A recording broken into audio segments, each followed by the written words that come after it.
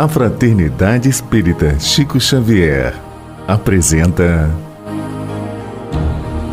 a Página Amiga, o audiobook do livro Obreiros da Vida Eterna.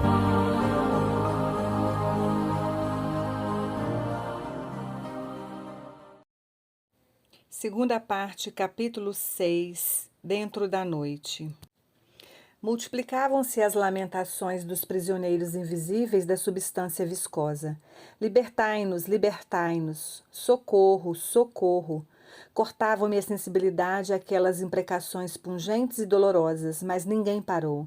Segui a expedição diligente e muda. Compreendi que estava em um jogo maiores interesses de trabalho e não insisti.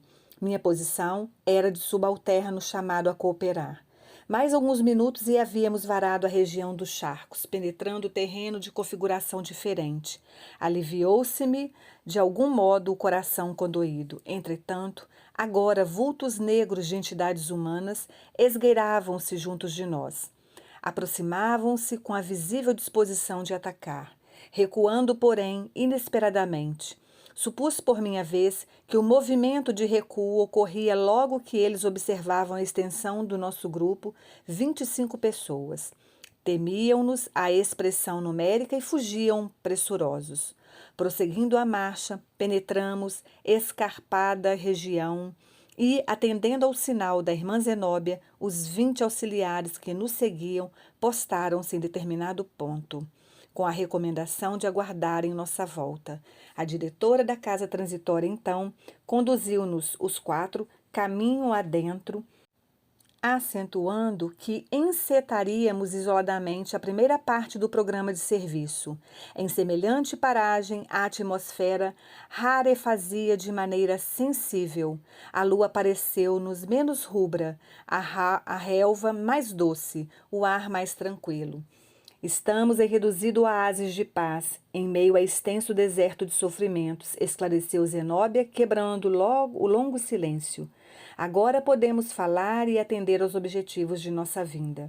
Logo após, evidenciando preocupação em sossegar-nos o íntimo, referentemente aos sofredores anônimos que encontráramos no caminho, explicou-nos delicadamente: não somos impermeáveis às rogativas dos nossos irmãos que ainda gemem no charco de dor, a que se atiraram voluntariamente. Dilaceram-nos o espírito as imprecações dos infelizes. No entanto, a casa transitória de Fabiano tem-lhes prestado o socorro possível, ajuda essa que até hoje vem sendo repelida pelos nossos irmãos infortunados.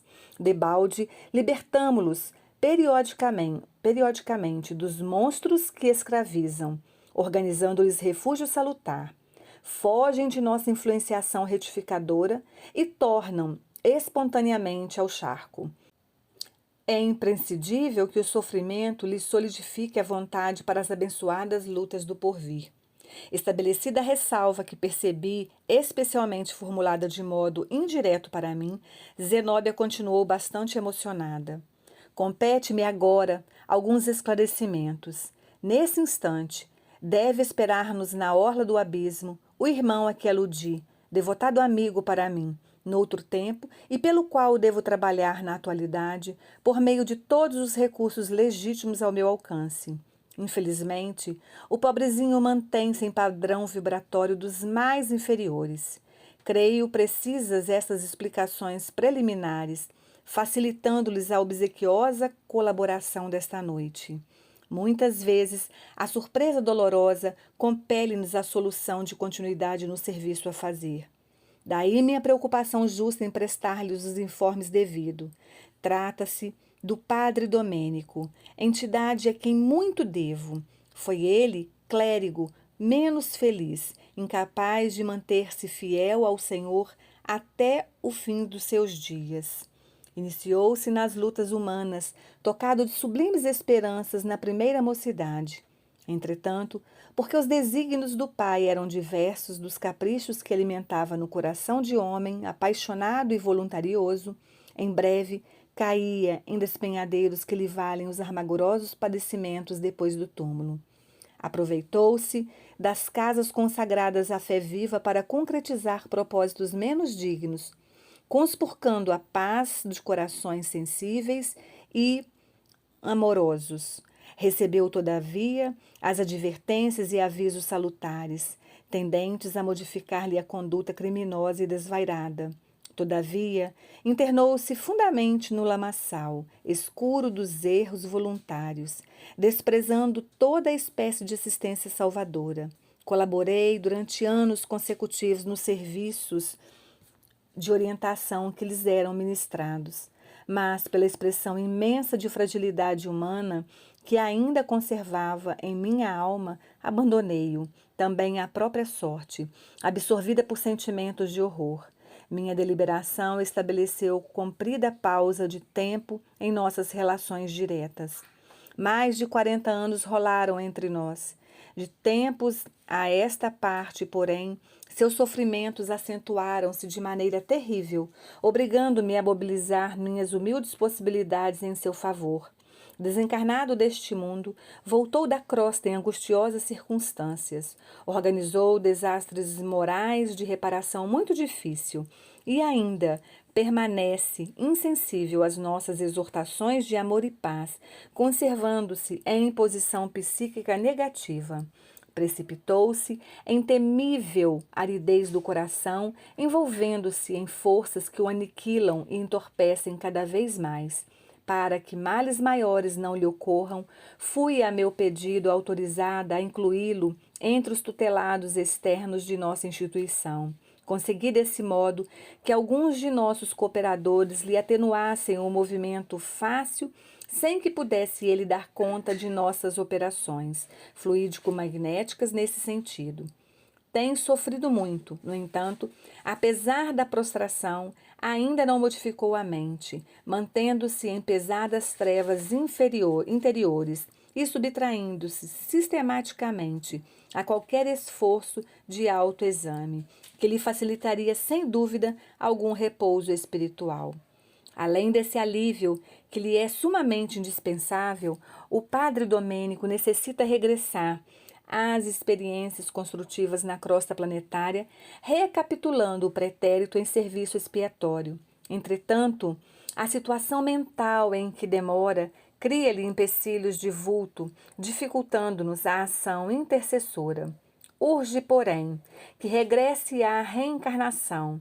Amigos nossos, devotados e solícitos, ampararam-me o pedido em benefício dele, e Domênico voltará a unir-se como filho sofredor de uma das suas vítimas de outro tempo, vítima e verdugo, porque num gesto de vingança cruel, o ofendido eliminou o ofensor com a morte.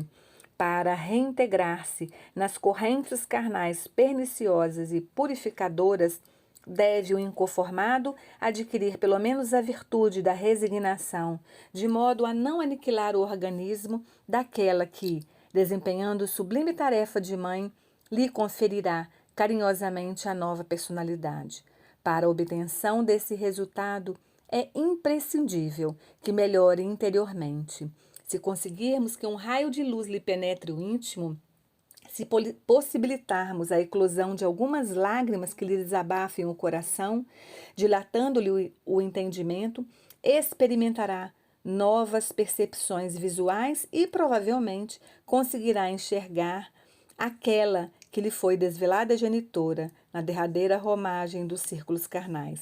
Conseguida essa providência, creio será ele reconduzido facilmente à indispensável conformação e às medidas iniciais da recapitulação terrestre. Estabeleceu-se natural intervalo nas considerações de Zenóbia. Nenhum de nós ousou formular qualquer interrogativa. Ela, porém, prosseguiu humilde. Desde alguns dias, ouve-nos Domênico a voz, tal como o cego, que não consegue ver. Não posso identificar-me perante ele, a fim de que não lhe prejudicar o trabalho de redenção.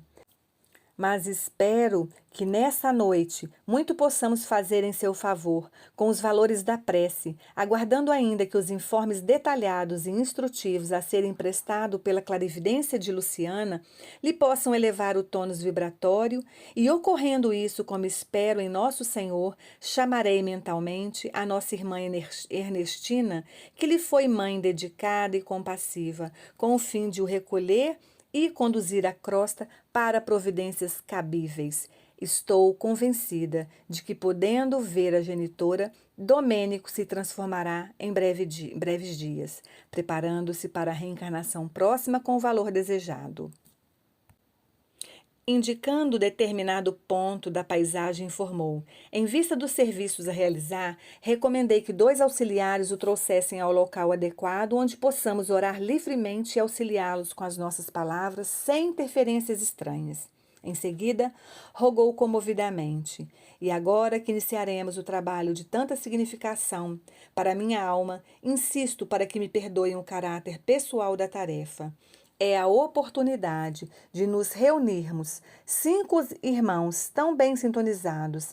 Não é bastante comum e, em vista da providência assinalada para amanhã, sinto que não devo adiá-la, porquanto a desintegração de resíduos inferiores pelo fogo etérico se faz acompanhar de muita renovação nestes sítios.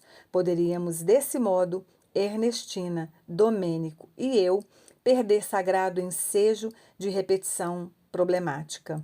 Calou-se de súbito a orientadora, conservando-se na atitude de quem medita em silêncio. De coração voltado para o Todo-Poderoso, decorrido alguns momentos, prosseguiu, acentuando: estejam certos de que serão meus credores para sempre.